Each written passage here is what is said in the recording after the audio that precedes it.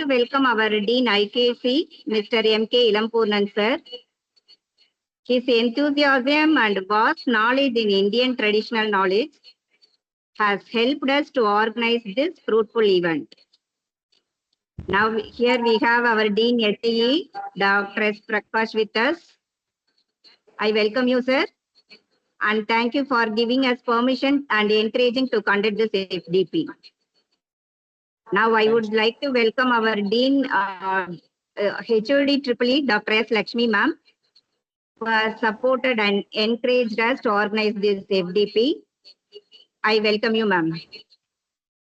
I extend a grateful welcome to all the resource persons of this 5 days FDP who have accepted our invitation and agreed to share their views and ideas on various topics on Indian knowledge systems. Last but not least, I welcome all the enthusiastic participants from various states for this FDP. I congratulate you, thank you, and wish you all the fruitful interactions during this 5 days FDP. I welcome you all once again and thank you very much. Thank you, ma'am. Now I request Dr. S. Lakshmi ma'am, HOD of Deputy Department, to deliver the inaugural address.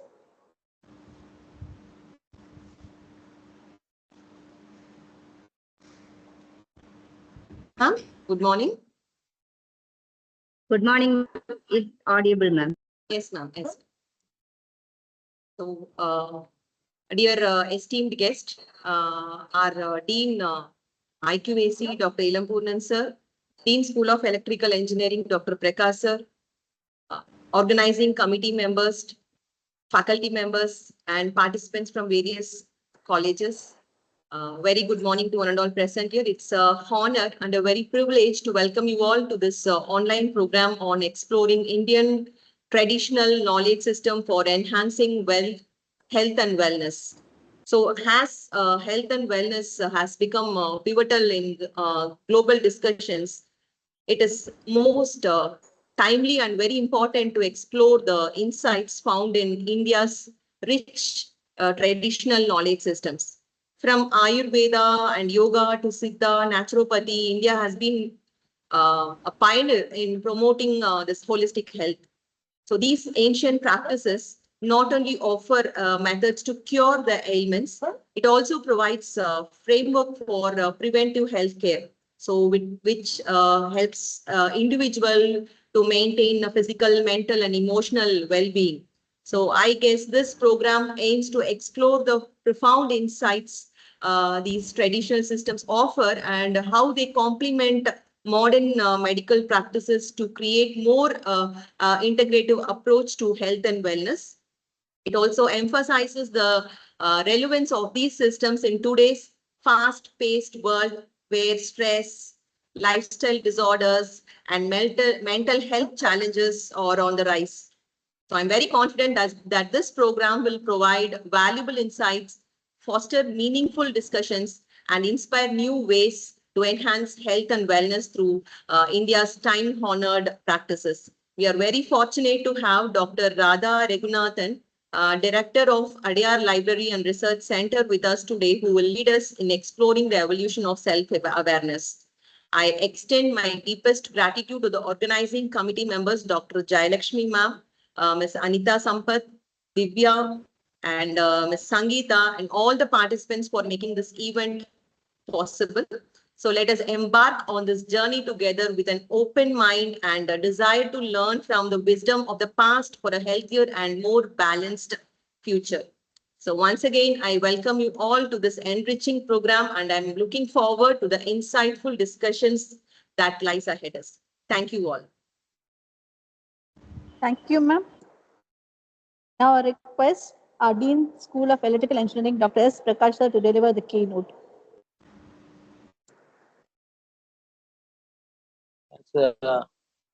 Very good morning to all of you present in this FDP. On behalf of Bharath Institute of Higher Education and Research and Bharath Institute of Science and Technology and School of Electrical Engineering from the Department of Electrical and Electronics Engineering. management, deans and HOD, staff and students, and I welcome you all for this FDP program. A special and warm welcome to Dr. Radha Raghunathan, Director, Adyar Library. Ma'am, today this FDP named Exploring Traditional Indian Knowledge System for Enhancing Health and Wellness. I am very much honored to be a part of this program. We all are technical people. We go for plenty of latest innovation and research and all those things. In spite of this, I always say my Guru Dean IQAC, Dr. M.K. Ilamburnan sir, has given a fine topic for this FTP. Especially, he is a most famous man in dealing with this traditional Indian knowledge system. Please, I am. So this traditional Indian knowledge especially deals with Ayurveda, Yoga, Unani, Siddha. And the key concepts behind this traditional Indian knowledge system is prevention over cure, natural remedies, mind-body connections, balance and harmony, holistic approaches. So they used to cover all these things, and especially here the modern applications, integrated medicines, and mindfulness and meditation. These are most essential for the person right now. And following this topic, I am in search of the initiatives, government initiatives. What are the government initiatives we have for this? So recently, Ayush, which is initiated by central government. So I was fond to see what is this Ayush. It's Ayurveda, Yoga, Unani, Siddha, and Homeopathy. That is the Ayush full form. So I was totally happy with that. And already we all know this WHO, World Health Organization. So they have given plenty of traditional medicine systems, and most research institutes and university study centers are there for the traditional Indian medicines. And coming to this program, after an happy that is talking about these programs, we want to know about the resources about all the traditional knowledge system. So the resources which are available in National Institute of Ayurveda NIA and Moragi Desai National Institute of Yoga MD Indian Journal of Traditional Knowledge IJTK. I hope all the participants may have enough knowledge on this traditional Indian knowledge system through the FDP, which is organized by our team.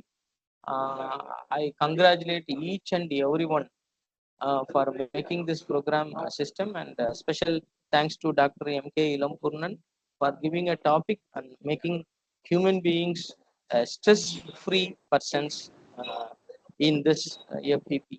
Right, the resources will be shared to all the participants. Um, I think this will be need of the day and FDP like this.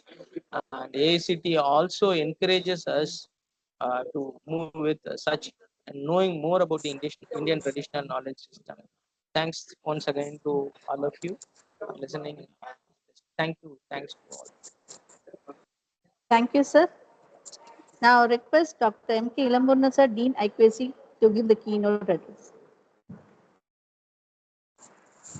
Good morning, and I congratulate EEE department on behalf of IQAC BIHER, and also I welcome the resource person, Dr. Radha Raghunathan. And there are few things which we need to understand when we are entering into this topic of exploring traditional Indian knowledge system for enhancing health and wellness. Madam is a very great researcher, and we are from the technical background. Anyhow, I just give some certain topics which is to be borne in mind before discussing all these things. When we discuss about the knowledge as it is, there is a saying in Mundaka Upanishad, there are two types of knowledge. One is Paravidya and another one is Aparavidya. Apara Vidya, there are a lot of classification. Anyhow, there are 18 accepted Vidyas which are as per Vedas, and there are almost 64 types of arts which is recognized and is very famous within the South Indian aspect. And Paravidya is actually dealing about the knowledge and philosophy. In one of the 18 Vidyasanam, that is especially in Sankhya Karika, the Ishvara Krishna starts with one invocation where he puts three types of miseries faced by the human being. That is, one is Adhyatmika, and what is Adhyatmika is one which is caused by the body and mind, and Adi Daivika, which is caused by the natural calamities and divine forces, and Adi Bhautika, which is caused by the other human beings as well as other living beings, that is external type of miseries. So my aim, as he says in Sankhya Karika, is to clear off all these problems so that the spirit is elevated to the higher level. So what we are going to focus upon is not on all the three, especially we are focusing upon the Adhyatmika, that is the problems which are faced by the body. There is one session at the end which will be given on Hatha Yoga, so which will deal about the body, and there will be one session which will be dealing about the Ayurveda and the fundamentals based upon that, and there is another session which will be discussing about the Adi Daivika also. But as it is, we are going to take up the three problems which are faced by the human beings at the spirit level, and we are going to counter it with some amount of basic fundamental knowledge of philosophy. And the Adi Bhautika, that is the natural, that is external living beings and what they cause and what are all the problems caused by them. Somehow we can understand using the yogic systems of philosophy. And the last one with the body, what are all the problems we will face that can be cured by some amount of Hatha Yoga practices. This is very short period of time. Anyhow, we have taken a stupendous effort to cover almost all these three aspects. And all the participants are welcome to have a note on all these points. Let them note all the doubts and get clarified when the speech is over.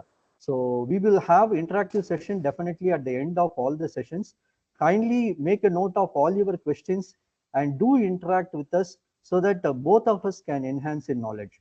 And final note is regarding the NEP, we are going to have all these aspects, that is Indian traditional knowledge, along with various aspects as can be correlated with the present day teaching as well as methodology. Then also health and wellness is a very important aspect. So it is a good initiative from both the EEE department as well as IPSC, and we are going to learn together. So kindly cooperate and coordinate. We extend a warm welcome to all the participants.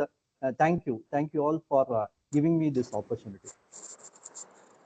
Thank you, sir. Now I request Mrs. Divya, Assistant Professor of EEE Department, to introduce the resource person.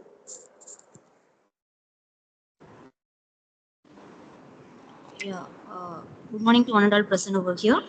I am Divya, Assistant Professor, Department of EEE. It gives me an immense pleasure to introduce and welcome today's resource person, Dr. Radha Raghunathan ma'am, who is the Honorable Director and General Editor of the Adayar Library and Research Center, Chennai. She has obtained a Masters in Indian Philosophy, Sanskrit and English. She has done her research in Indian philosophy and obtained a doctorate in the year of 2015.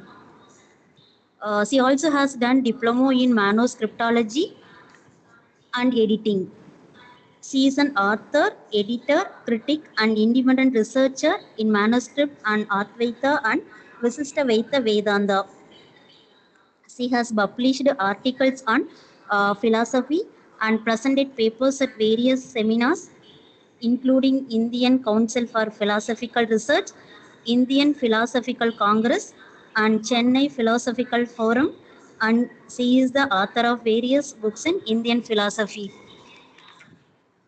She is expertise in Vedanta, translation of Vedanta works between English, Sanskrit, and Tamil languages, transliteration from Devanagari, Grantha, Tamil, and Telugu script of Sanskrit and Tamil works. She has been honored and received various awards. Dr. T.M.P. Mahadevan Sasasti Abdapurti Commemoration Endowment Prize awarded by the University of Madras in recognition of performance, securing the first rank in the MA degree examination during April 2010.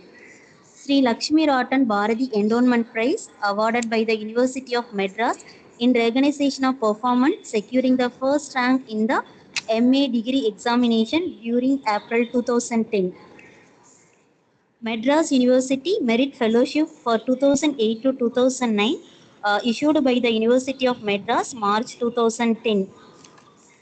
Srimati Sivahamma Radhakrishnan Scholarship for the best woman student in the MA second year with the highest mark in the first year in the University of Department of Philosophy. Once again, I welcome you, ma'am.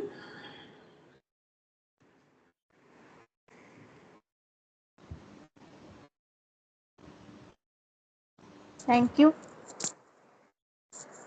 Now I hand over the session to the resource person. Ma'am, you can start the session, ma'am. Thank you. Thank you, ma'am. I would like to share my PPT with you. Can one of you help me with the technicalities of it?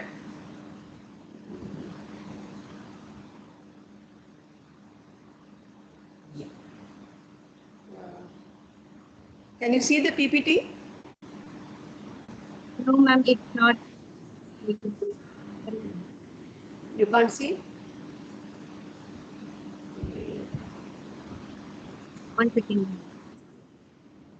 It's not showing, ma'am. It's not showing. Ma'am, can you send it? We'll share it then.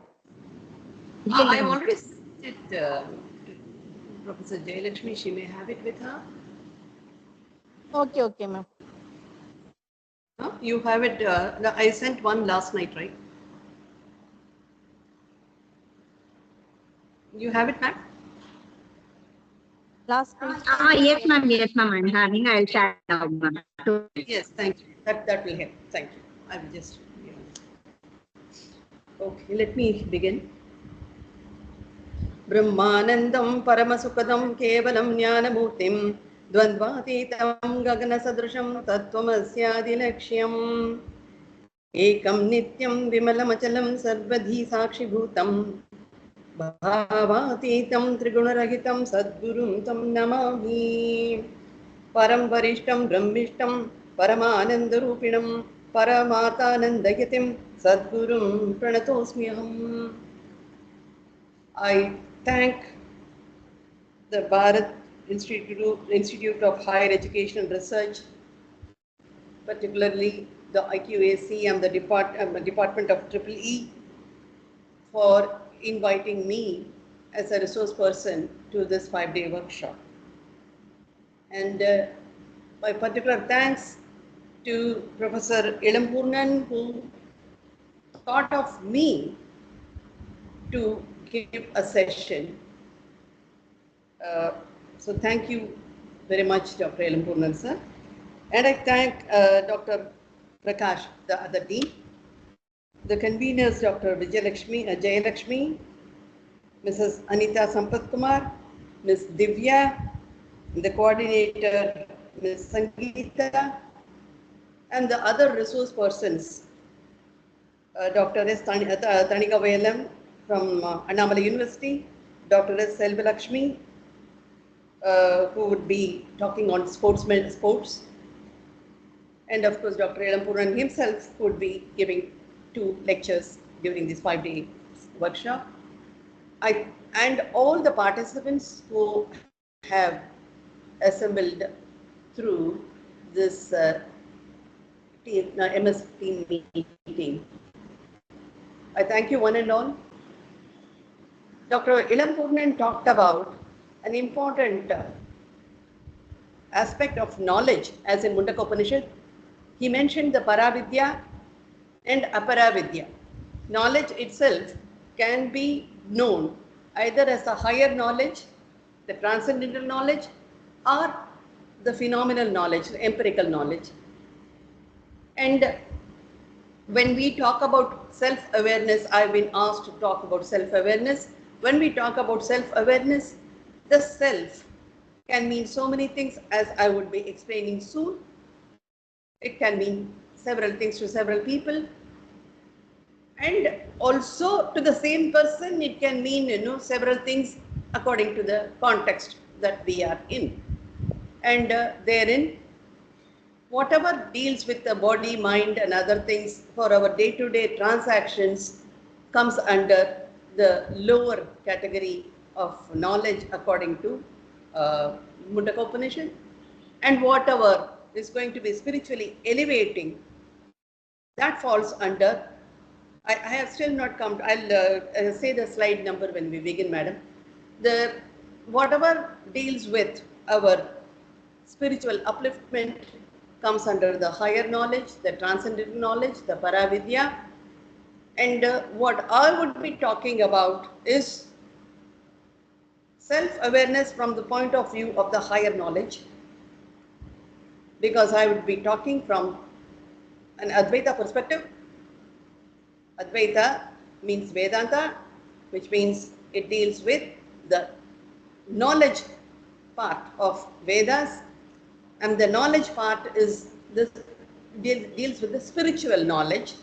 So I would be focusing on self-awareness from the point of spiritual upliftment.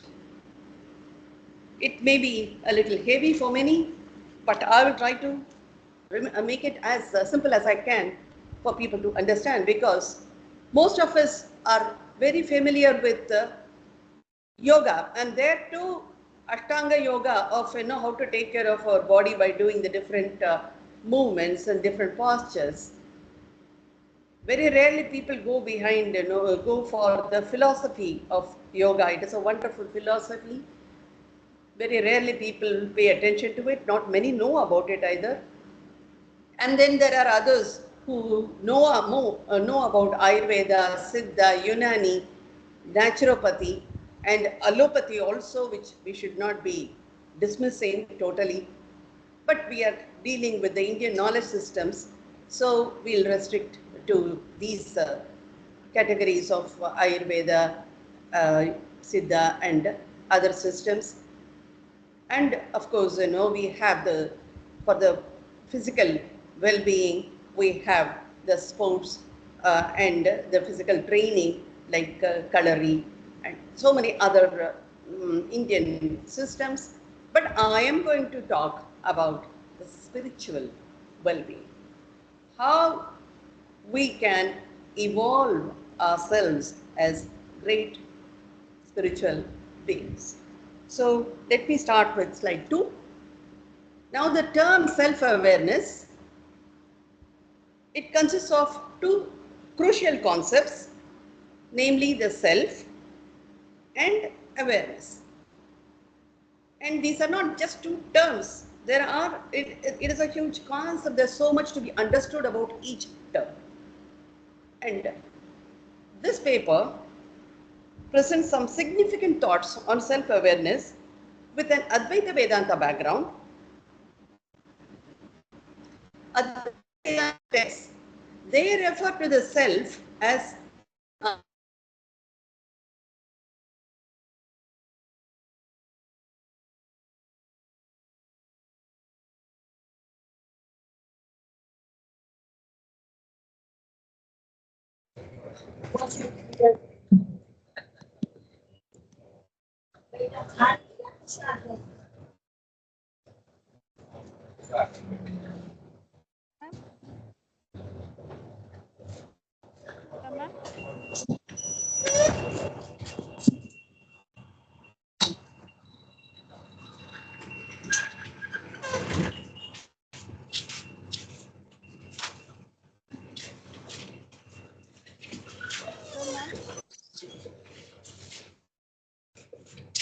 So,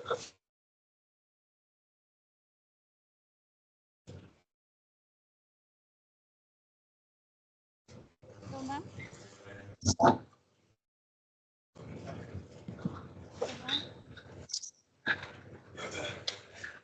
Ma'am, you're not audible, ma'am.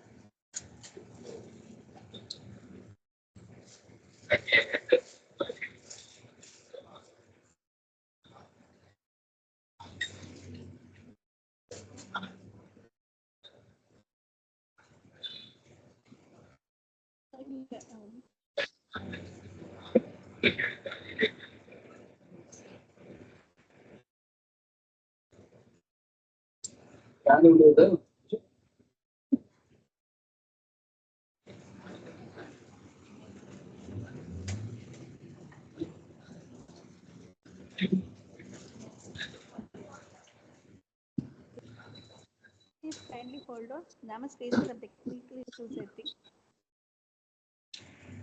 Hello, ma'am. Able to hear me, ma'am?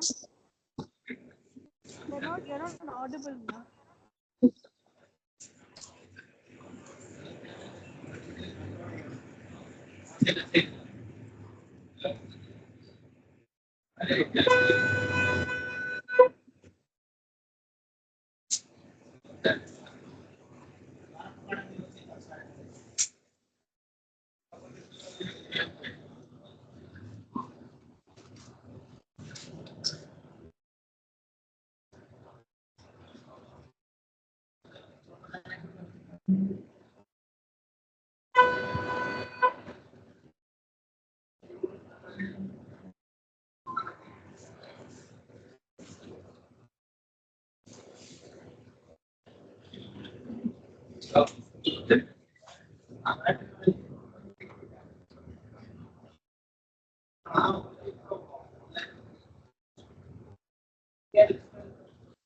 Dear participants, resource person ma'am is facing some technical issues.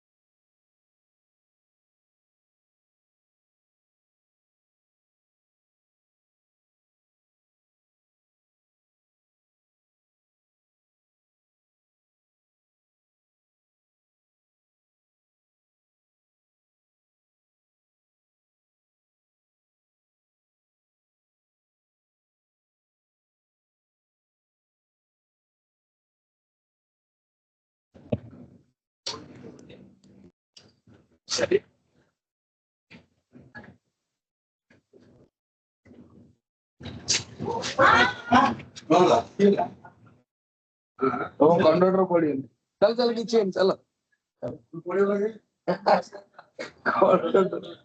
Conductor आउटे खाया पड़े strong होना conductor पड़ी दिए passenger कौन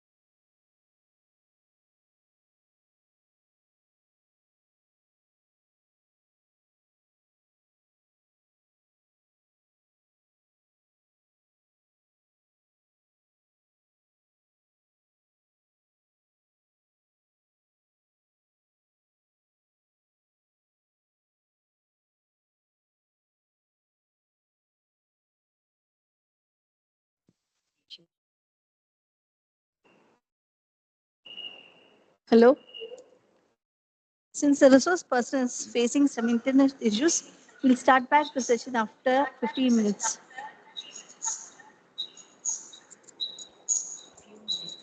15 minutes. Huh.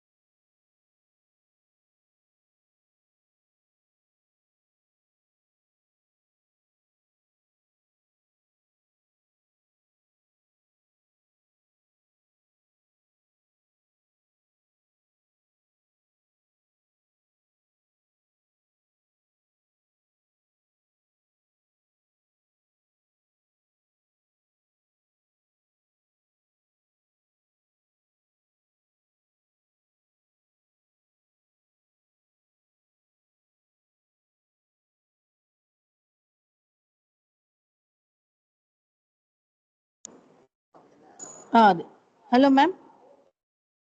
Ma'am, unmute yourself, please, ma'am. Yeah. Can you hear Thank you, me? ma'am. We are able to hear you. Okay, okay, then. Thank you very much. What I have to do is very quickly, I don't know where we lost this one, so very quickly I'll go through what I was saying before. The thing is, when we come to Advaita Vedanta, we talk about self-awareness. It has two important concepts. One is the self, the other one is awareness. The self is termed Atman, and awareness is termed Bodha. And for instance, there are several texts, almost all the texts on Advaita Vedanta deal with this concept of self-awareness. And very importantly, we see Shankaracharya's Atma Bodha, which deals with self-awareness. But it is not as simple as just, one meaning for self and one meaning for Bodha. They have several connotations, and we will be seeing what they are. First, we will see what regarding the self, and then we will see regarding awareness. So slide 3, please. The word self has the meanings of one's own. It can be used as a reflexive pronoun. It can mean a person, an individual. It can mean the body. Self can mean a body. The meaning of self can be the mind. It can mean the intellect. It can mean the soul, which we use the word self, Jivatman, or it can mean the supreme self or the absolute self. When we say the supreme self, it refers to the cosmic self, that is Ishvara, and the absolute self refers to Brahman, which is without any attributes. Next slide, please. So, when, for example, when I say the weather is very hot for me, or when I say the food is very spicy for me, the word me, which refers to the self, refers to the body. But when we say your words hurt me, or the music pleases me, the word me there again refers to the self, but there it refers to the mind. And when we say this subject is too heavy for me, there we are referring to the aspect of the mind called the intellect. We come across many of these senses of the word Atman, the self, in the Bhagavad Gita. I have just shown them here for you as an example, but I'm not going to dwell too much on them. We'll go to the next slide, where I will pick up one verse from the Bhagavad Gita 6.5, where the word this Atman, where the word this self is used in several senses. What it says is, I will go into the verse begins as Uddaret Atmana Atmanam. What it says is, one must elevate oneself. One must not degrade the self. The self itself is a person's friend. The self itself is a person's enemy. So here you would see how the word self is used in different senses. When I say one must elevate oneself, there it is used as a reflexive pronoun. When I say one must not degrade oneself, degrade the self, it is used in the sense of the Jivatman, that is the individual self, the individual soul. When I say the self itself is a person's friend, there the word self means the mind. Again, when I say the self itself is a person's enemy, there the word self means the mind again. In Bhagavad Gita 9.5, we see that the word self refers to the cosmic self, Ishvara. When Lord Krishna says, my self, Mama Atma, my self, is the source of creation. There he is referring to, there the word self refers to Ishvara. Slide 6. But when we come to verse Bhagavad Gita Shloka 18.66, which is known as the verse for surrender, the Charama Shloka, there we have the beauty of how the word self can mean either Ishvara, that is a cosmic self, or it can refer to the absolute self, Brahman. The phrase there is Mam Ekam Sharanam Braja.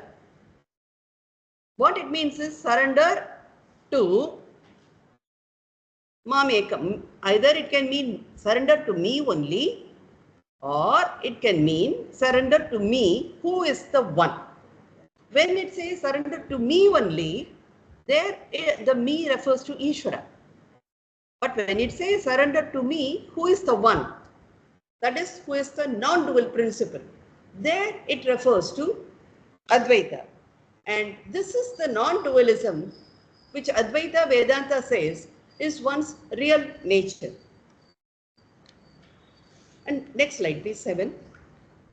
Next we come to the word awareness in this term self-awareness, I said it can be translated as bodha, but then that bodha itself can be translated as, the word bodha can be translated as awareness, knowledge, consciousness, sentiency, and so on.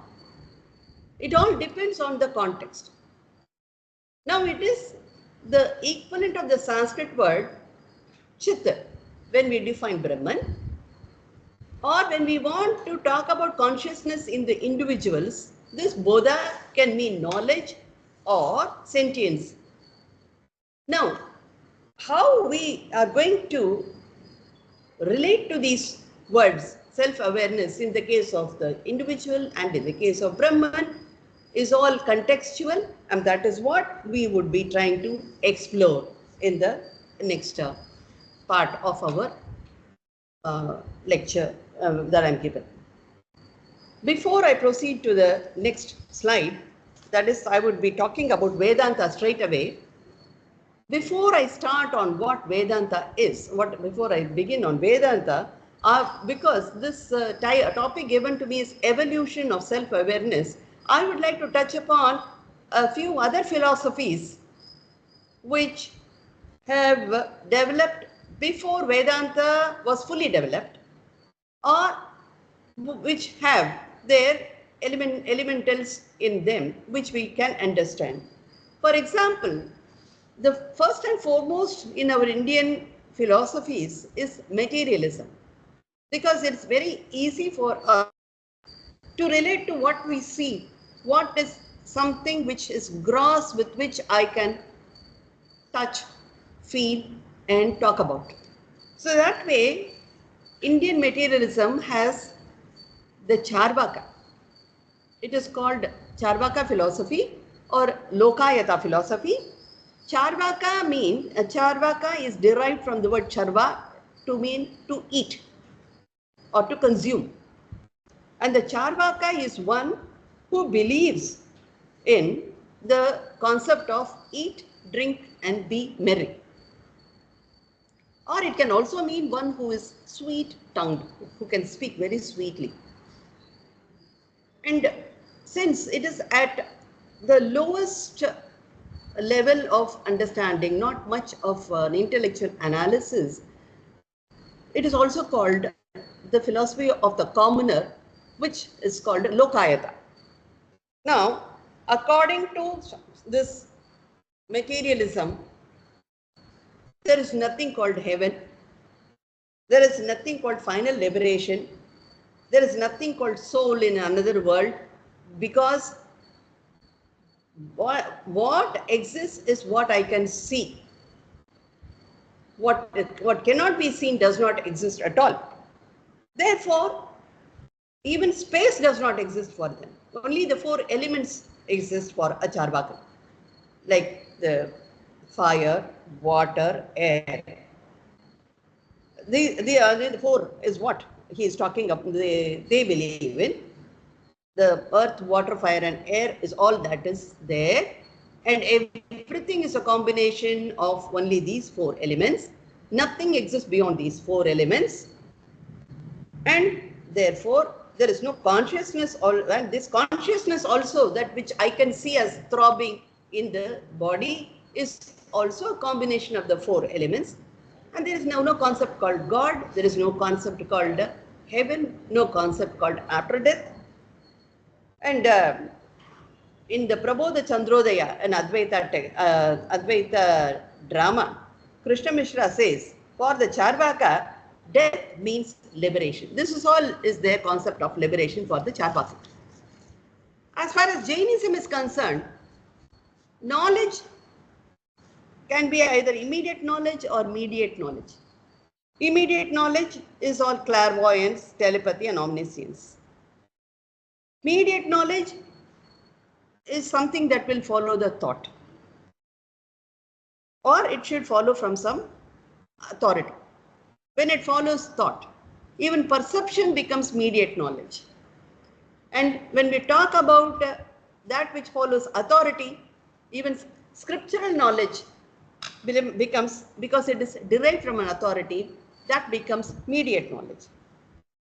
And therefore, everything in existence is divided into either the spirit or matter.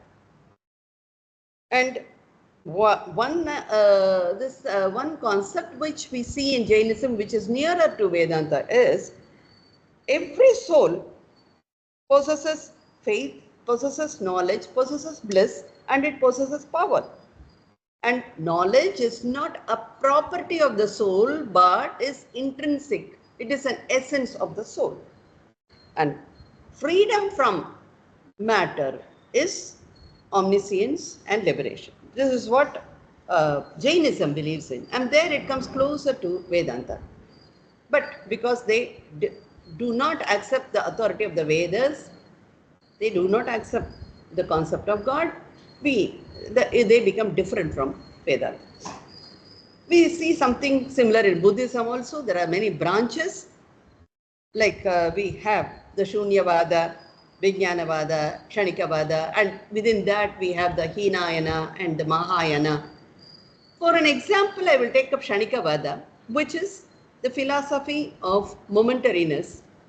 That means everything exists only for a moment, or for a fraction of a unit of time. Everything is impermanent. That means even consciousness is impermanent, just as a body is impermanent or sensation is impermanent and so on. So that is what Buddhism is about.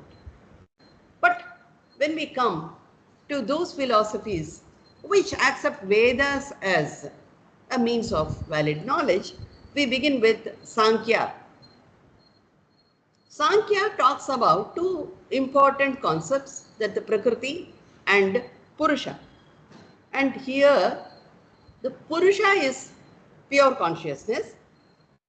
Again, Purusha is not a consciousness is not a property of Purusha. It is the essence, the inherent nature of Purusha. Consciousness is the inherent nature of Purusha. But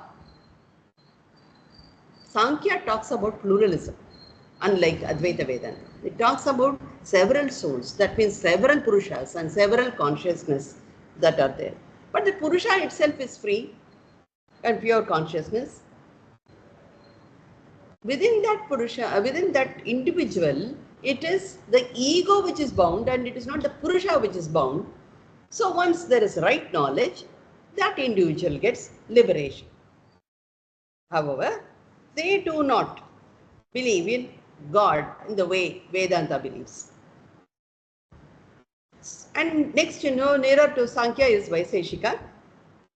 Vaiseshika talks about everything in terms of substances known as dravyas, and they talk about at least 9 substances, and among them, and they include all the material substances as well as the spiritual substances, and there even this Atman, the self, the consciousness, everything becomes a substance.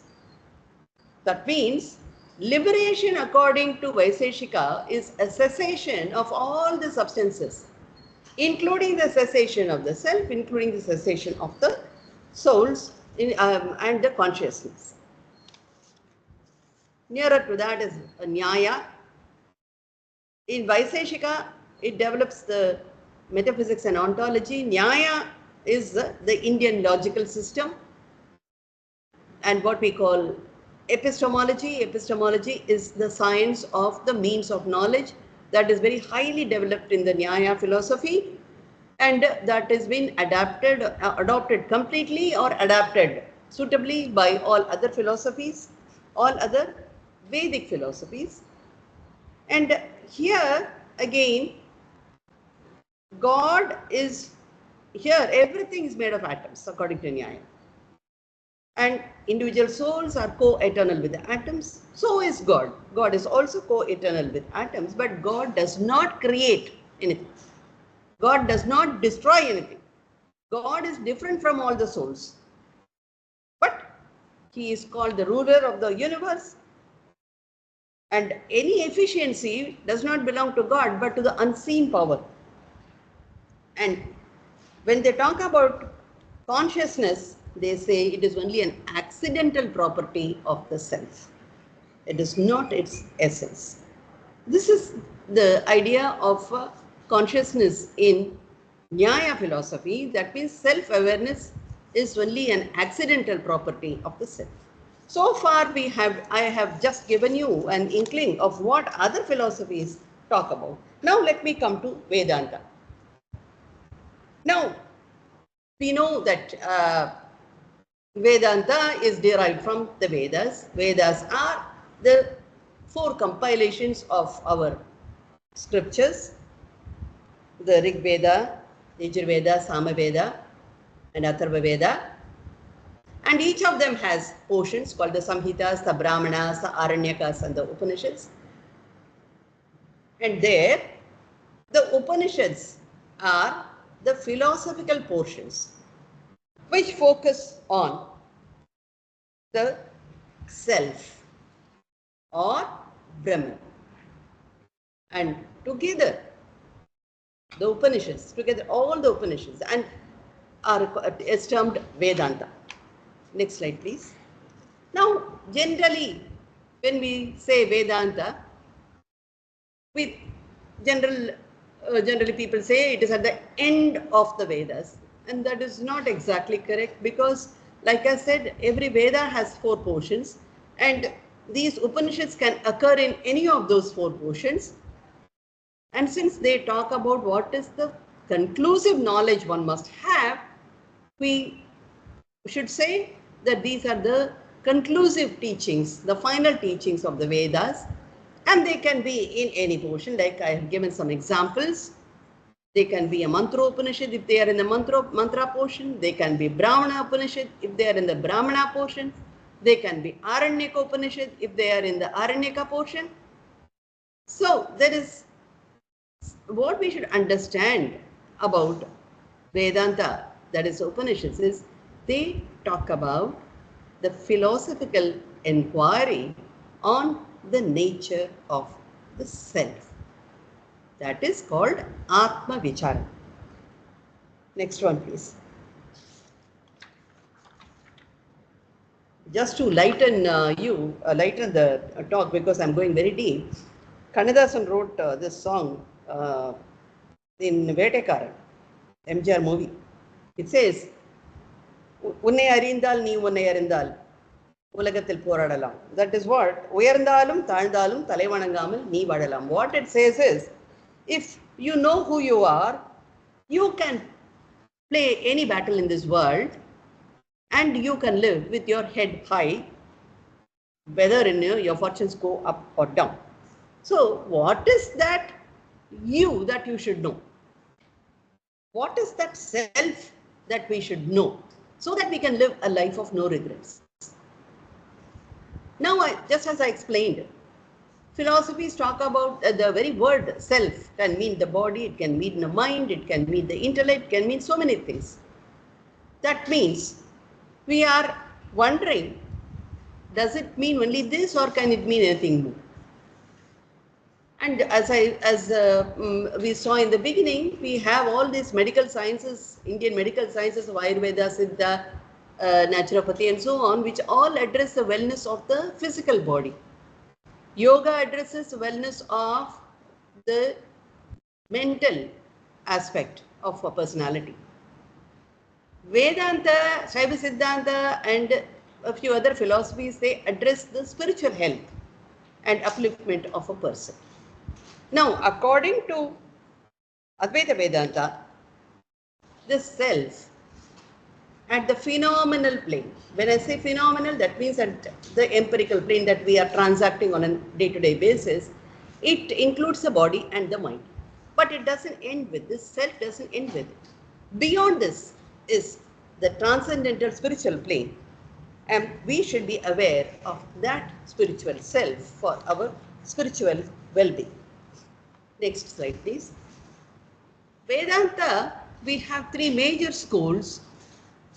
Advaita is just one of them. It is non-dualism. Visishadvaita talks about qualified dualism, and Dvaita talks about dualism. So what is the difference? How is the self perceived in these 3 schools of Vedanta? In Advaita, the self is the individual self. The in essence is none other than the absolute self. We will see how. In Visishtadvaita, the self in the individual is a part of the absolute self, that is Paramatma. And then there is a relationship also, because it is only a part, but as a supporter, as in this in part and whole, all these relationships happen. In Dvaita, very clearly the individual soul is different from the absolute soul, and that is why we call it dualism. Next slide. Now when we come to understanding what self-awareness can be, I just read one article by Rajiv Vij in the Speaking Tree. He talks about 5 distinct levels of self-awareness, each one a progressive understanding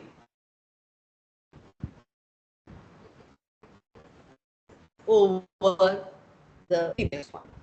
So the first this involves recognizing common behavior patterns and visible personality traits. For example, to say, I often get angry.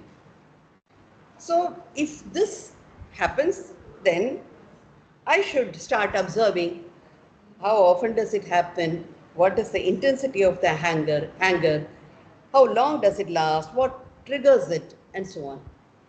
And then I move on to the second level, which involves being aware of our recurring thoughts and feelings. For example, when I say, my teenagers don't listen to my advice, I feel frustrated and worry that they will make mistakes. And therefore I get angry. There again, I have to be aware not only of my angry behavior, but also of my thoughts and feelings that come along with that angry behavior. And so it becomes useful to observe the impact of our anger on ourselves as well as on the others. And at the third level, we become in tune with our constantly changing thoughts and feelings as and when they subtly arise in us. Whether they are linked with insecurity or anger or happiness or empathy. And being in touch with those thoughts as and when they arise paves the way for the fourth level of self-awareness. We then begin to notice the origins of those thoughts and feelings, and we realize our deep-seated conditioned beliefs. And this will help us to change our behavior patterns and take us to the fifth and final level, which is diving deeper within ourselves. It is about becoming aware of our true self, which is beyond our personality traits, beyond our thoughts, feelings, and beliefs. And then I come to the conclusion, I'm not any of these. I'm not these thoughts. I'm not these feelings. I'm not this body. I'm not this anger. I am complete, whole, and enough. And I'm not limited to this finite body and mind. I am pure awareness. This is I am pure awareness is what Advaita is about. Now what Rajiv suggests is just one method of developing self-awareness. And Vedanta advises first. Advaita Vedanta, it says first understand what the self is. What do you mean by self?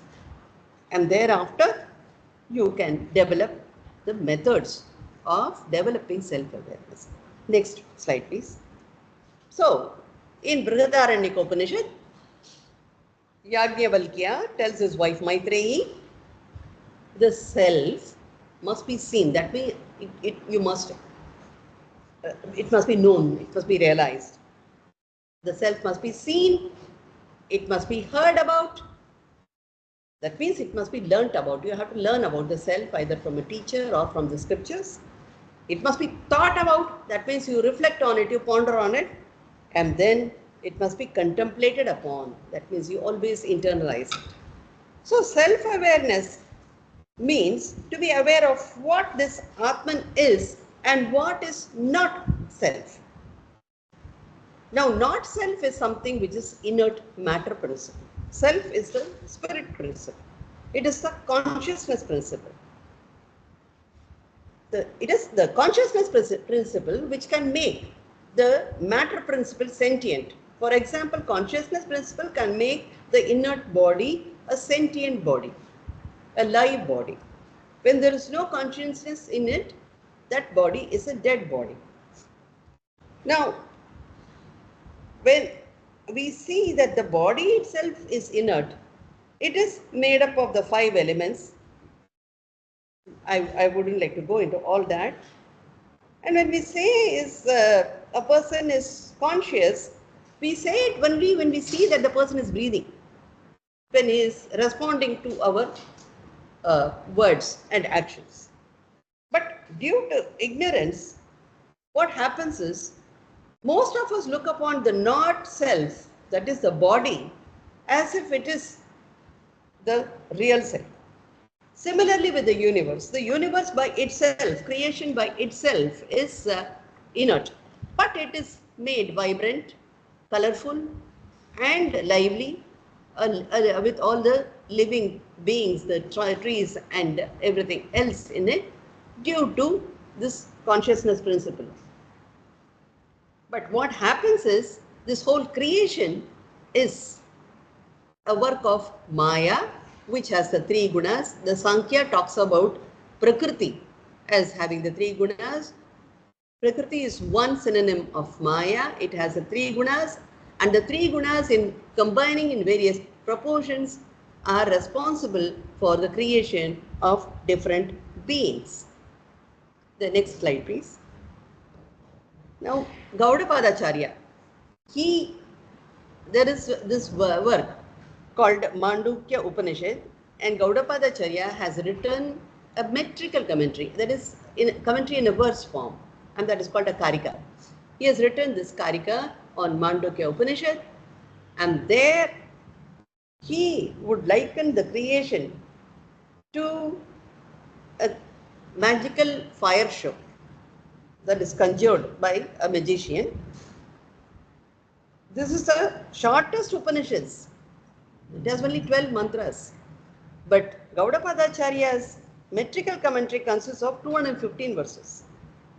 So, Shankaracharya saw the merit of this particular book, Upanishad, and he wrote a commentary on both the Mandukya Upanishad as well as Gaudapadacharya's Karika on it, and therefore it has become a practice among the Advaitin students to study Mandukya Upanishad along with the Gaudapadacharya Karika.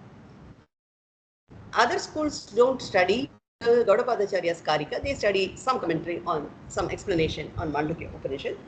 But in why I am talking about this is, there Gaudapadacharya, he gives a practical method for self-realization.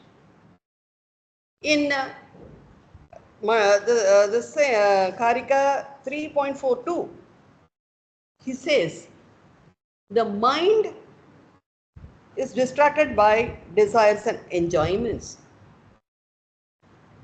It must be brought under control by proper means. So also, the mind enjoying pleasure in inactivity, that is in deep sleep. I just love sleeping because there is nothing I need to do. I am very relaxed and happy. That is also harmful. That state of inactivity is also harmful, as is the state of desires. And therefore, it has to be controlled. The mind has to be brought under control through proper means. This is one practical advice he gives for self-awareness.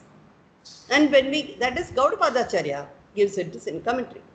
The Upanishad itself, in mantra 7, it gives a long definition of what the non-dual Brahman is. And there it would say, the whole mantra is something really profound, worth memorizing and understanding, but one should never attempt it without the help of a realized teacher. There the long and short of that mantra 7 is, the self is the non-dual Brahman reality, which is ultimate and absolute. That self is known, that self alone, which is known as Brahman, is to be known. This is what self-awareness is going to be. If I should know the self, I should know what Brahman is. Next one, please. Now, how to know the self? Now, Shankaracharya, he gives, he says in his Viveka Chudamani that attaining this human life is a rarity. Attaining the desire for liberation is a rarity. And resorting to an illumined teacher for this self-knowledge is a rarity. He says, let people study any number of scriptures. Let them propitiate any number of gods. Let them perform all the religious activities and secular activities. But without the knowledge of this oneness of the self, liberation cannot be achieved. Even after, say, this Brahmaji, the four-faced God, even after if one lives for hundreds of years of that Brahma's life, because Brahmaji's life is supposed to be the longest compared to any other lives.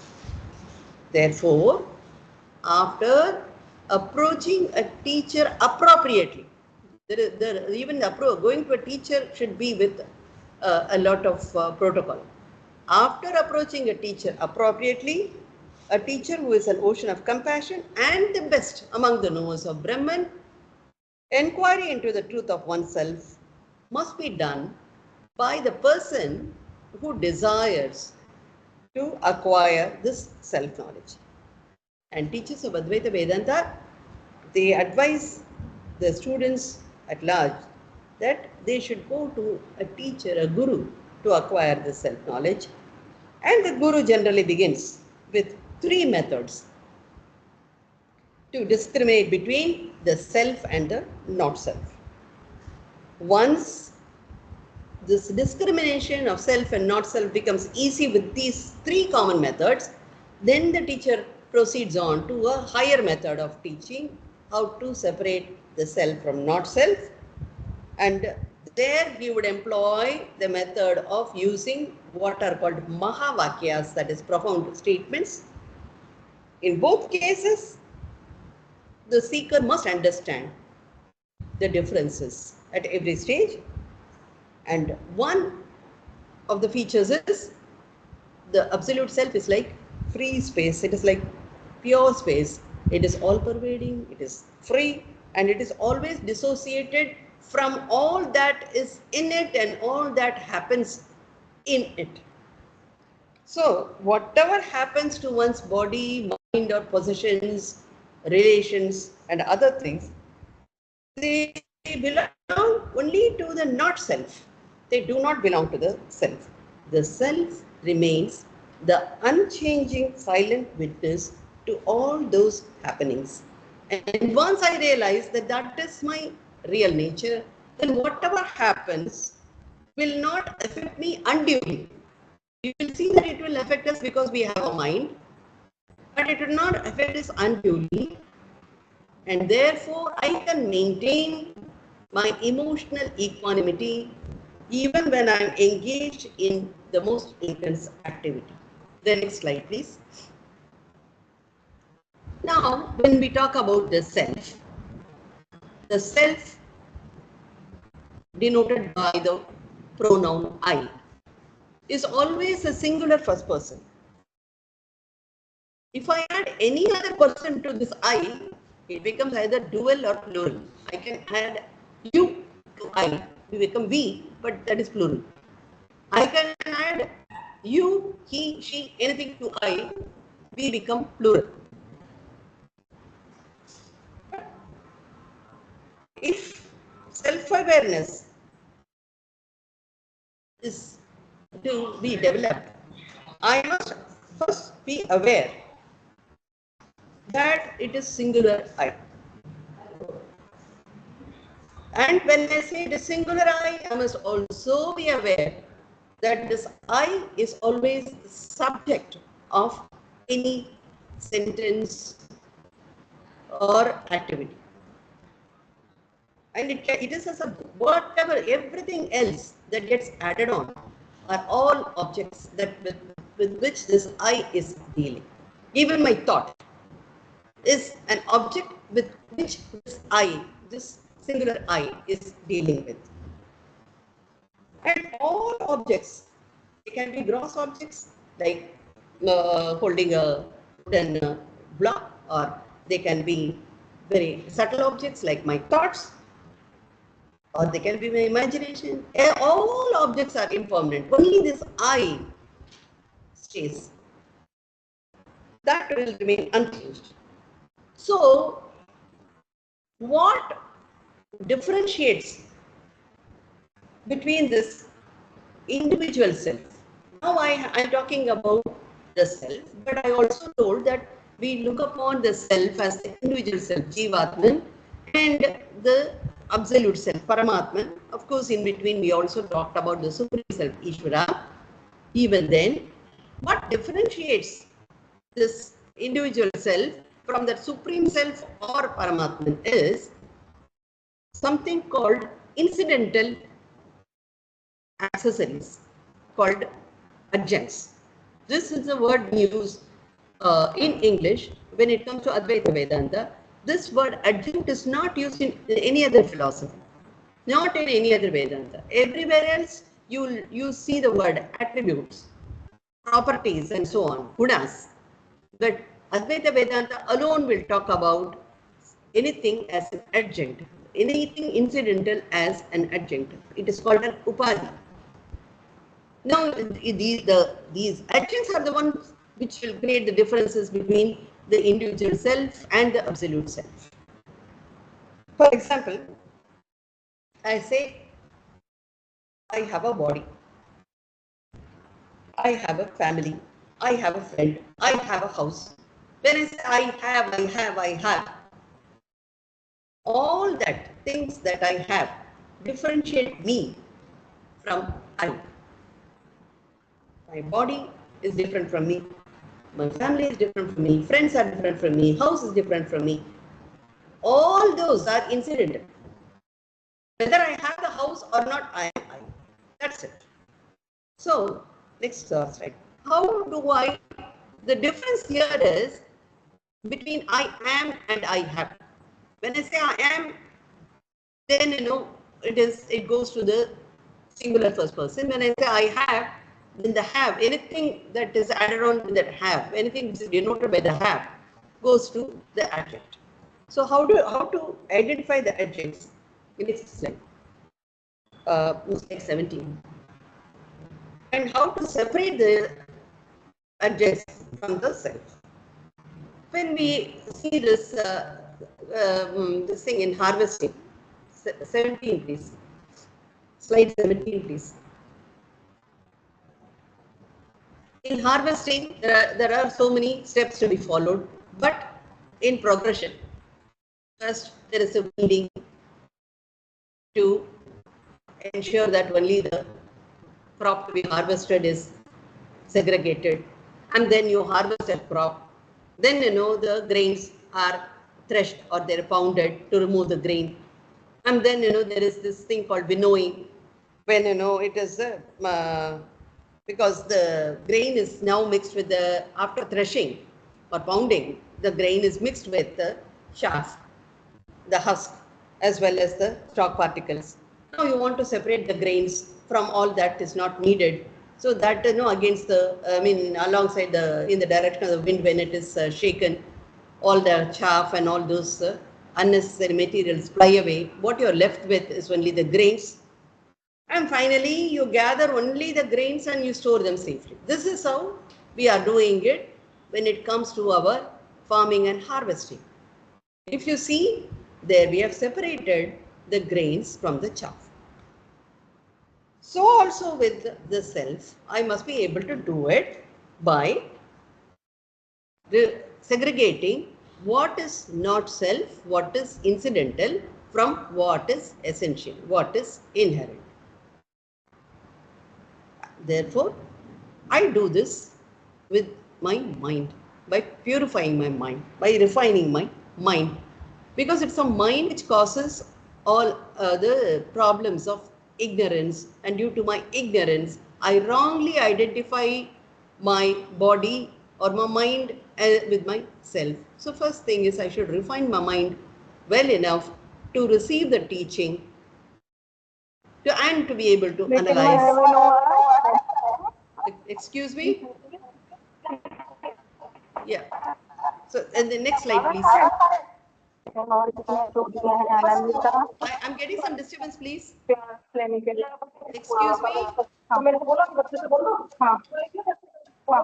Excuse me, there's a disturbance there.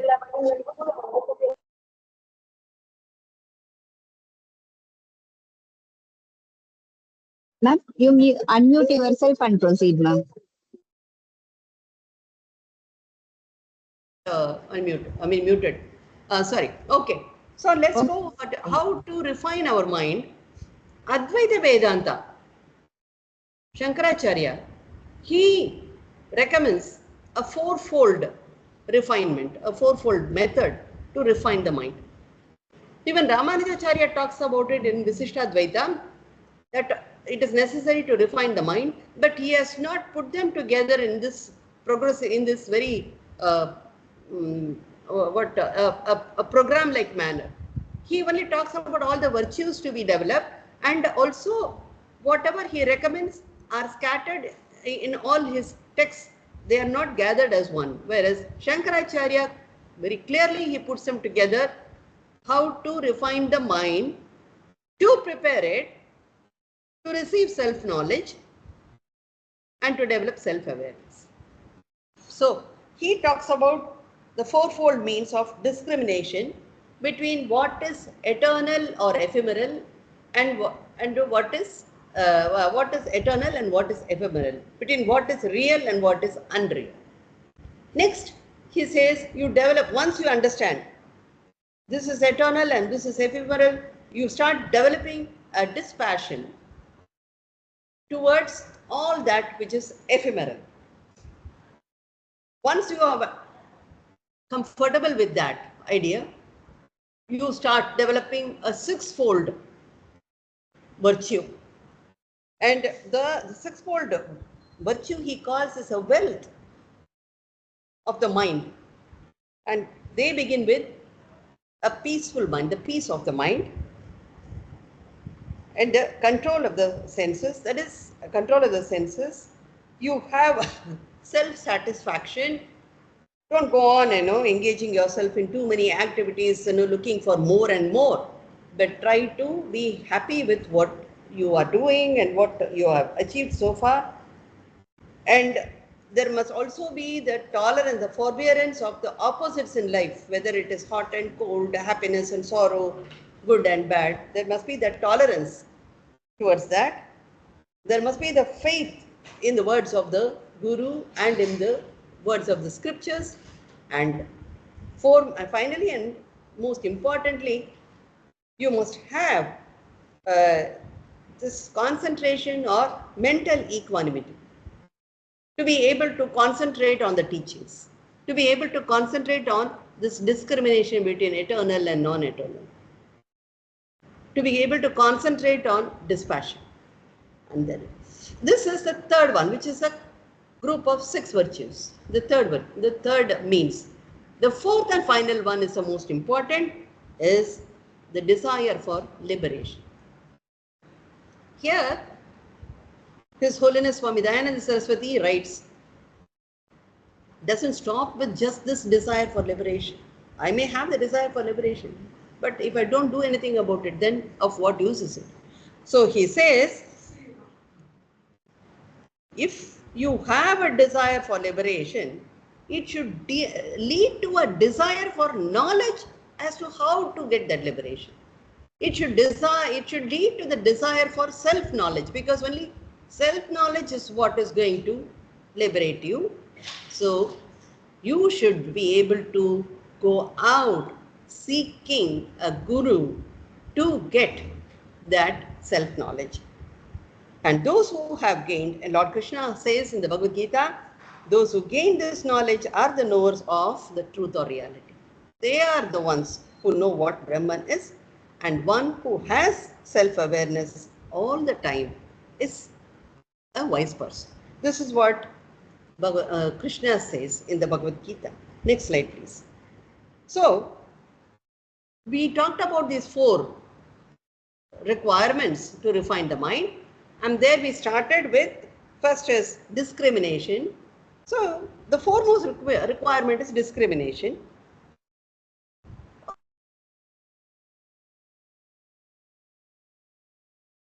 Identifying what is an adjunct and what is not.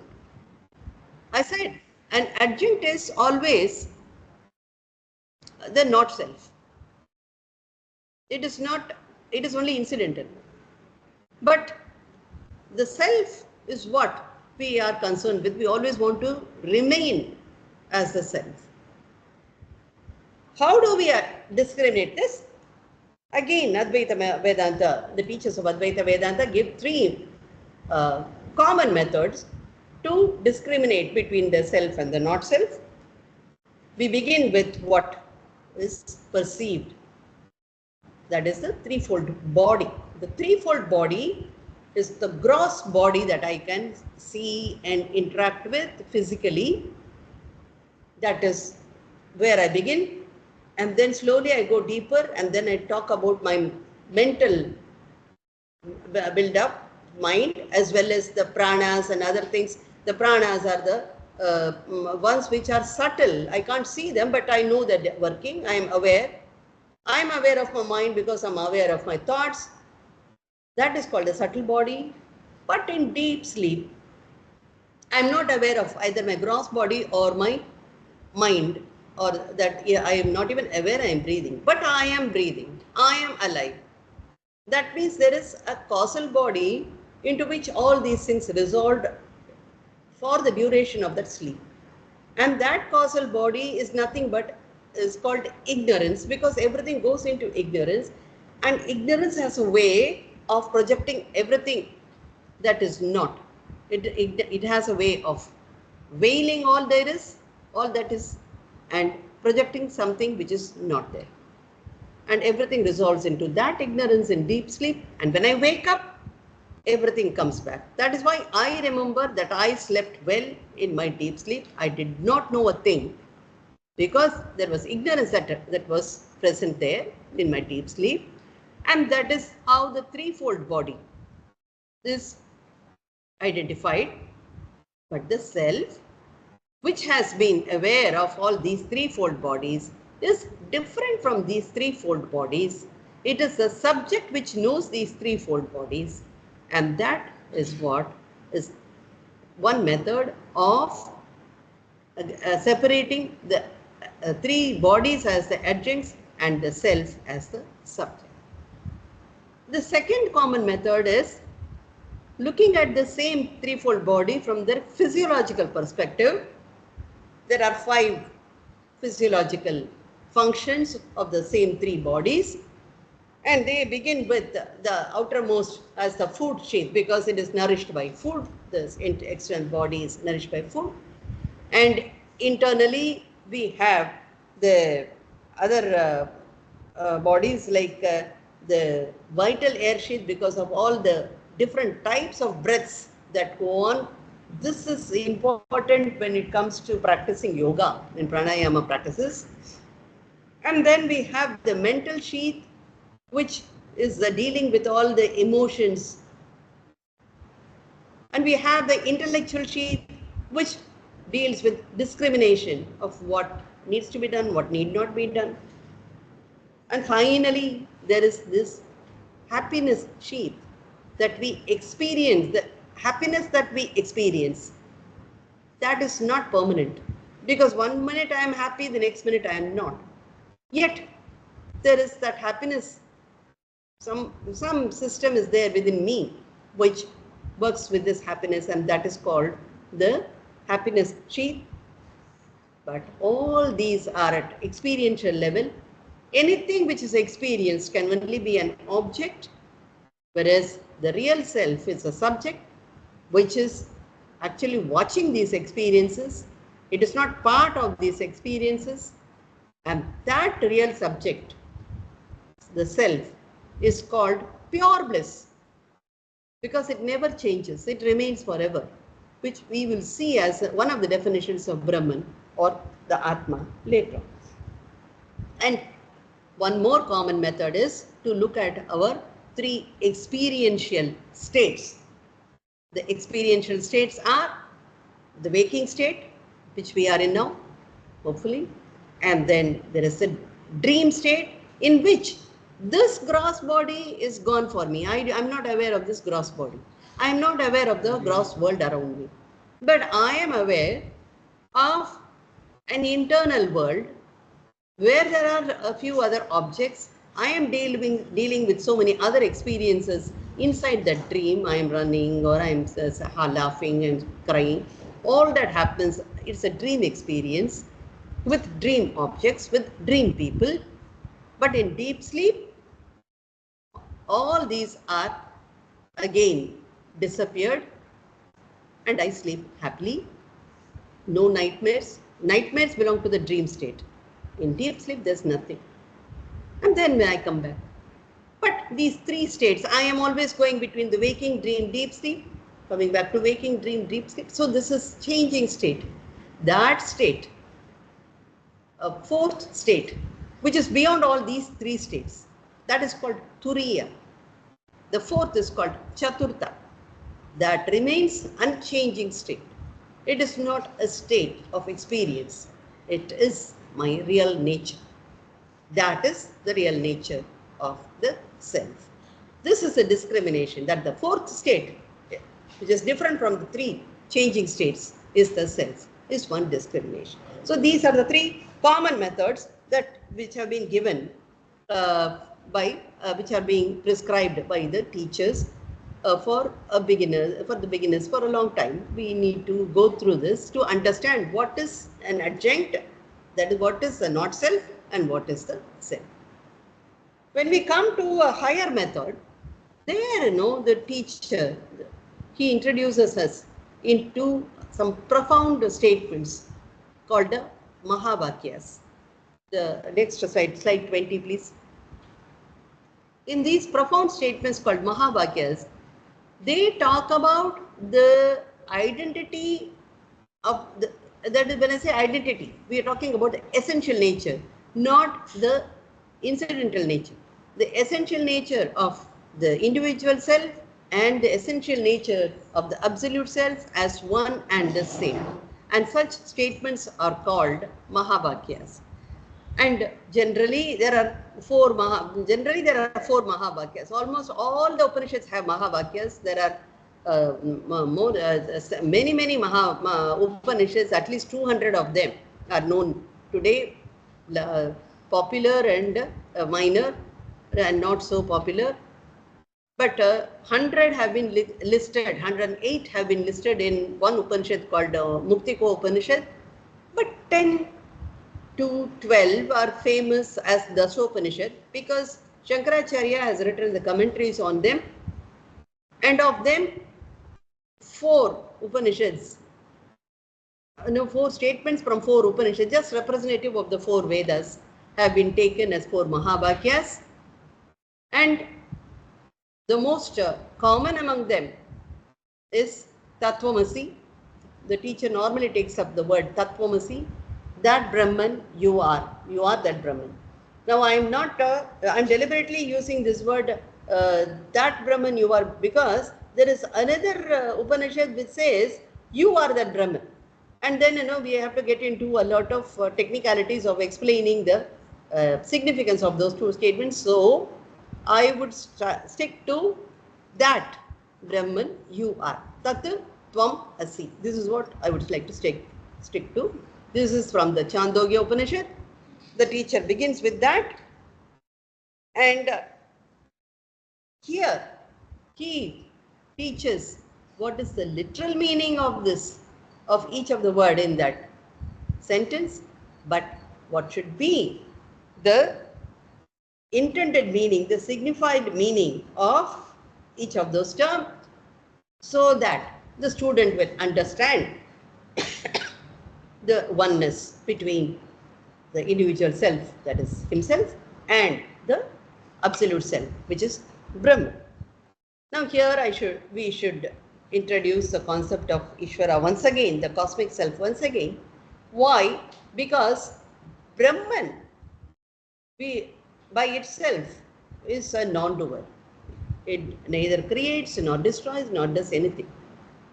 But it is defined as pure existence, pure consciousness, and pure bliss. Then how do we have this creation? Then we have to come to the word Prakriti, which I said has a synonym Maya. And Maya has the three gunas of Sattva, Rajas, and Tamas. They in different proportions combine, and we have the creation. That means, and this Maya is coheval with Brahman. Maya has another synonym called Avidya or Ajnana, which can be translated as ignorance. And in the case of the individual self, at the cosmic level, we use the word Maya or Prakriti. Now, what happens is, Maya becomes an adjunct for Brahman, and in that context, when I refer to Brahman with Maya as adjunct, I refer to Brahman as Ishvara. That means there Ishvara gets some attribute within inverted commas, because we don't talk about attributes in Advaita Vedanta as far as the self is concerned, but we just have some addition to it, and that addition, incidental addition, when there is an incidental addition, then that Brahman is called Ishvara. But Ishvara knows that he is omniscient. Ishvara knows his real nature, because he is not affected by that Maya. Maya can do its work only when Brahman is there. Without Brahman's consciousness, existence, bliss, Maya cannot do anything. Having done that, in the case of the individual, we have so many adjuncts, and the adjuncts are mainly in the form of our limitations, in the form of our mental limitations and physical limitations, and therefore we think that I am a limited being, when essentially the real nature is we have all the potential of that absolute self.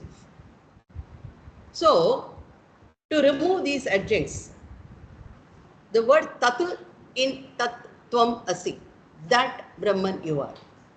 The word Tat there will refer to Ishvara, that is Brahman with adjuncts. There the adjunct is Maya. The word Tvam, you, will refer to the individual self, where this is the self with all the limitations as its adjuncts.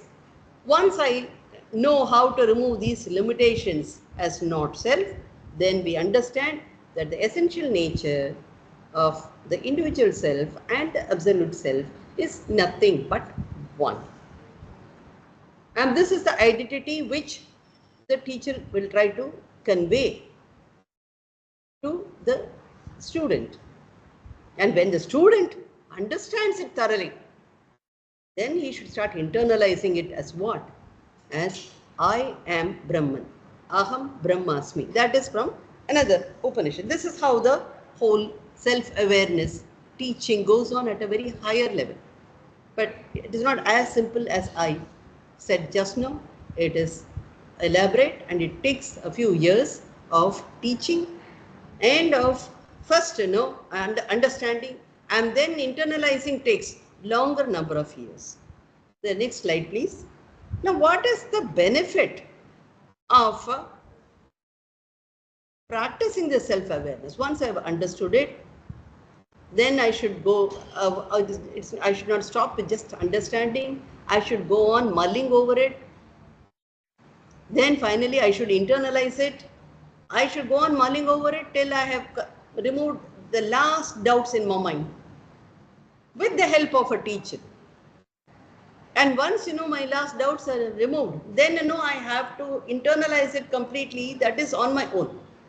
Now the learning and the meditating on it, that is the mulling over it, is done with the help of the teacher. That is in the presence of the teacher. But internalizing is my individual effort. Once I have done that and I have internalized self-awareness, what is the benefit I would deserve? Now here we come across this term called samsara. The word samsara generally is translated as transmigration. Transmigration from what? From one birth to another. And then it is described as a cycle of, because it keeps repeating like a cycle, it is a cycle of birth and death.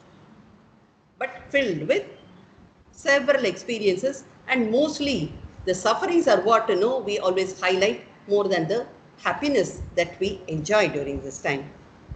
And then we also talk about an afterbirth.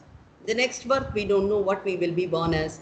Maybe I'll be born as a microorganism. Maybe I'll just become a rock or in a mountain, or maybe I'll flow like a river, or I'll be a great saint. I don't know. I may be a celestial being, or I can be born back as a human being, maybe a pathetic human being, a suffering human being. We don't know. But once I come to know, once I am completely in self-awareness, that all these conditions are limitations which are not my real self. All these conditions are only adjuncts. All these are only the not self. And the suffering is due to my mistaking all this not self as self. Then that person frees himself or herself from the shackles of this so-called bondage. Because this bondage is what I bring upon myself through my ignorance about my real self. And from the point of view of non-duality, this self is the only reality. Everything other than self is not real. When I say it is not real, real we use the word rita, that is called truth. Not real, untrue, we use the word anrita. And the anrita will have a phenomenal existence. It will be there today, it will not be there tomorrow. And since it has a phenomenal, anything which has a phenomenal existence is not as good as the true one. Therefore, we use the word mithya. Many people translate it as illusion, like a mirage water. When I go near it, I will know that there is no mirage water at all. That is what I come to know, that there is no real existence later. But one who realizes this truth and one who lives in this awareness, he is liberated even while living. This is called Jivan Mukta. And this concept of Jivan Mukta is unique to Advaita Vedanta alone. It is not there in any other philosophy. Every other philosophy will talk about liberation after death. Advaita says liberation is possible even while living. Why? Because liberation means getting free from ignorance and understanding my real self. The next one. Now, let me just see how this self-awareness can be relevant to faculty members, because this program is for the faculty development. So I thought, let me just explore the possibility how this can be relevant to faculty members. I read that Dr. Krishnanath Pandey, a former dean at Lingaya's University, he mentions a difference between a teacher and a professor. He says a teacher is a person who confines himself or herself to the pedagogy and he doesn't go beyond the prescribed syllabi. But whereas the professor is a person who takes recourse to andragogy while teaching. Andragogy means he is involved in research, consulting and publishing papers and books. And also, he or she is also the evangelical teacher, leader in the particular field of knowledge, human capital, and enrichment of the repertoire and personality of their students. So this is the difference he is talking about. How the teachers, a teacher and a professor. And one writer called Neil Vimal Kumar, he says, the teachers must help students pass the test of life, and he quotes from the life of Jesus. This is slide 23. He quotes from the life of Jesus Christ that Christ, he exhibited 4 traits that made him the Messiah, that made that Messiah a great teacher. He says availability, access, approachability, and authenticity. He talked about, he says that these 4 made him a great teacher. Now Shankaracharya also, the next slide, he also gives a brief this thing on what makes a guru a good guru. And in his Viveka Chudamani, he talks about the hallmark of the guru. He says a teacher is one who is deeply versed in the scriptures, who is pure, who is free from lust, and is a perfect knower of Brahman, that means perfect knower of the self. He is established continually in Brahman, that is in the self, and is calm like the flame when its fuel is consumed. He is an ocean of love that knows no ulterior motive, and is a friend to all good people who humbly entrust themselves to him. This is the hallmark of a teacher. Now when we say a hallmark of a teacher, we should also know the hallmark of a good student, so that, or how to teach the student. Ms. Vichara Sagara, Nischala Dasa, he classifies all students into 3 classes. He says at the lowest level is a student who is poor in grasping. And then there is the mid-level who is mediocre in grasping. And then at the top level is the excellent in grasping. That means what? This teacher must be able to assess the levels of understanding of every student and be able to cater to them and teach them accordingly, help them accordingly. I can give you some real life examples. Next slide, please. See, when I was studying in my school, one particular school, we were 27 of us in that class. All 27 used to, score, very few, the difference in our marks was very, very little. Maybe 1, 2, 1, 2, that's all. It was difficult to rank who was first, who was second. And when we played, all 27 of us played together. We ate together. All our activities were there together. Why? Because it was possible only because of those teachers that after decades of leaving school, I still recall those moments with great happiness. Not because school life by itself was happy, but because that particular school taught us how to grow up together and to excel together. In college also, I had that system. We were at least more than 90 of us in our class. And our lecturers of my department, not of other departments who came to teach us ancillary subjects.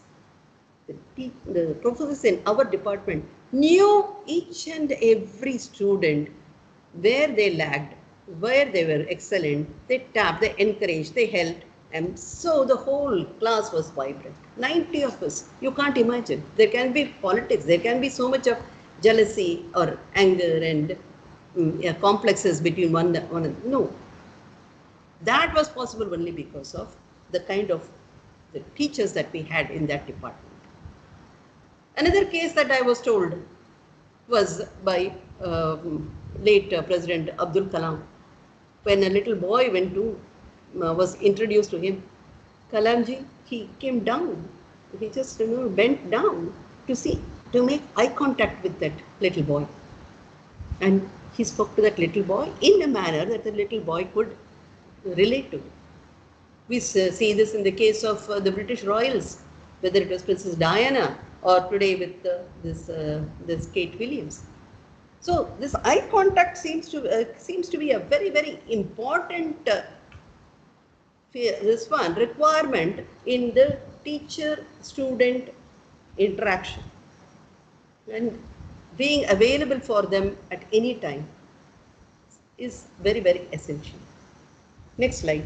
And Einstein himself is said to be a very slow learner. There is a quote when one of the students was asking for a doubt, he explained his doubt in a very fast manner. Einstein seems to have said, if you can't explain it, if that is, I can't understand you, can you please explain it a little slow for me? Einstein said that.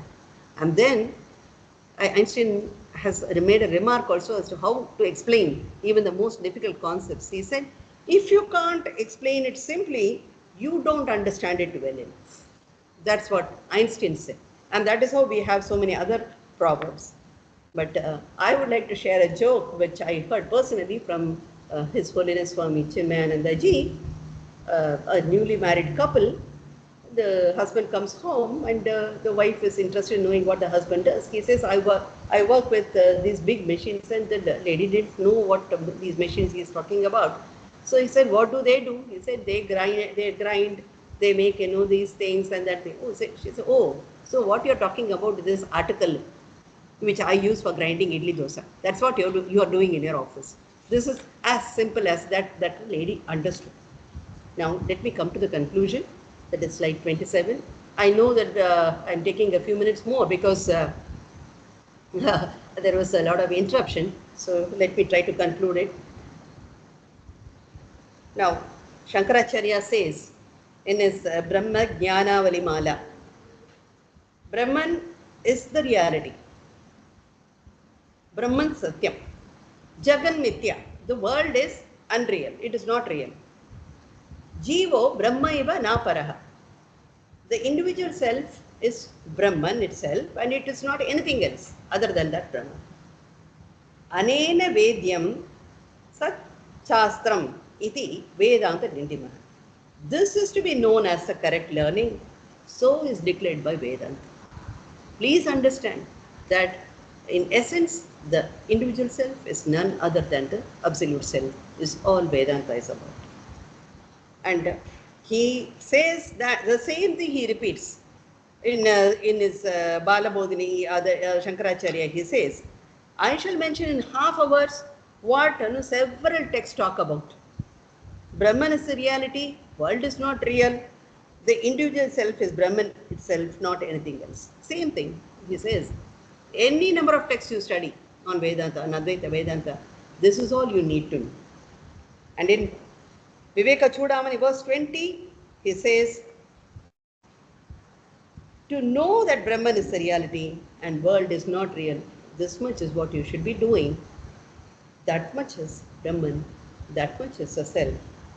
In a small, profound work, Nirvana Shatkam, he talks about what all is not self to know what is a self. And in his Viveka Chudamani, there are about 10 verses, verses 254 to 263, where he declares Brahma Tattvamasi Bhavayatmani. That means be aware in your inner self, in your mind, that you are Brahman in your real essence. And this is self-awareness according to Advaita Vedanta. Thank you.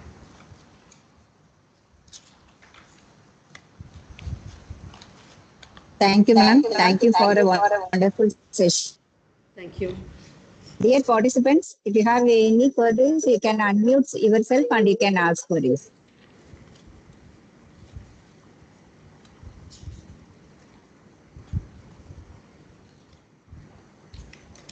Or you can post your queries in the chat box also.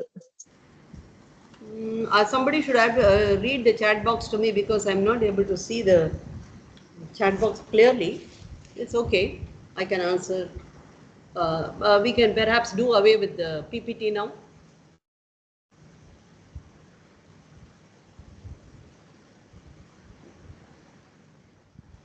What? I didn't get. Dear participants, any queries you can ask now.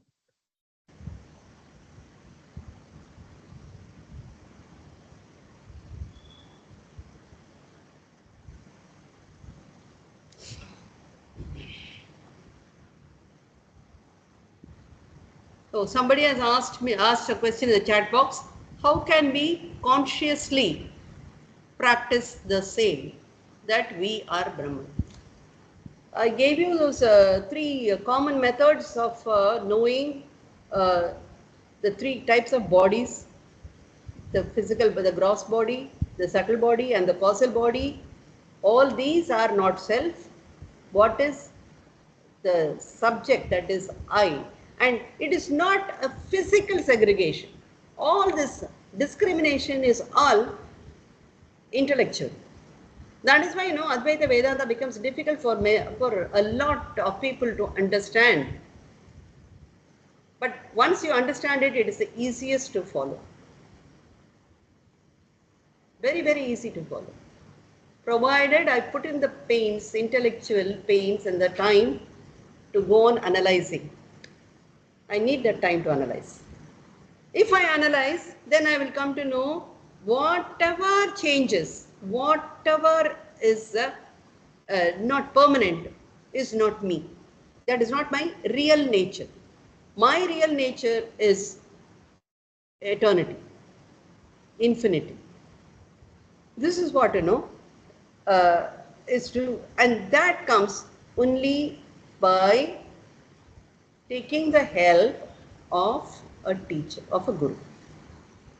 On our own, it's difficult because we'll be making mistakes, because again and again we'll be making the mistake of identifying the not self as a self.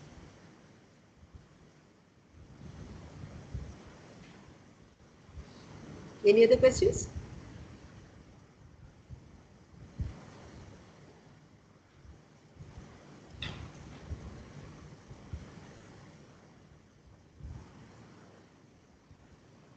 Yeah. Okay, ma'am. Shall we conclude, ma'am? Yes, I think so. I think it has been a very one. Yeah. Thank you. Now I request Mrs. S. Sangeeta, Assistant Professor, Department of History, to deliver vote of thanks. On behalf of everyone present, I would like to express our deepest gratitude to Dr. Radha Raghunathan ma'am for such an enlightening and thought-provoking session on self-awareness in Indian knowledge system. Your talk has not only deepened our understanding at self-awareness from a profound philosophical and cultural perspective, and also connected it with a practical insight that can be benefit us in our daily lives. Thank you once again, ma'am, for your valuable contribution, and we look forward to learning more from you in the future, ma'am. Once again, the same person has said in mundane life it becomes difficult to practice the same. Yes, I didn't say it is easy, but it is difficult to understand. It is difficult to analyze. Do that, it requires lots and lots of introspection, but that has to be done with the help of a realized guru, and over years, not overnight. And once we are able to do that, not everybody is a Ramana Maharishi. Not everybody.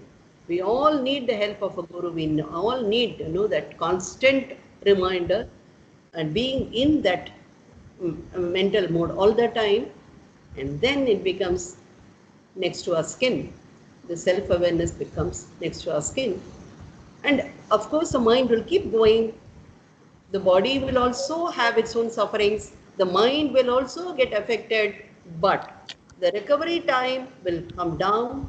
My efficiency to recover will improve, and the way I'm able to handle even the most difficult crisis becomes easy without much pain to my mind. This is what is the advantage of understanding this oneness, that I am Brahman. Thank you, and I thank everybody who has liked my session. Thank you very much, and thank you all for this opportunity. Dear participants, kindly turn on your camera. We'll take a photo with our person. Please turn on your cameras.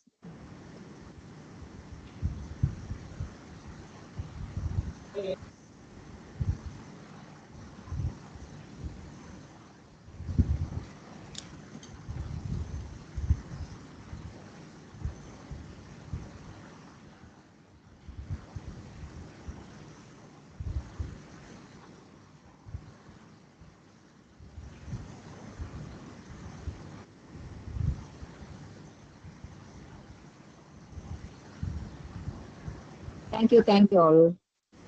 Thank you, ma'am. Thank you, ma'am. Thank you very much. Thank you. Thank you.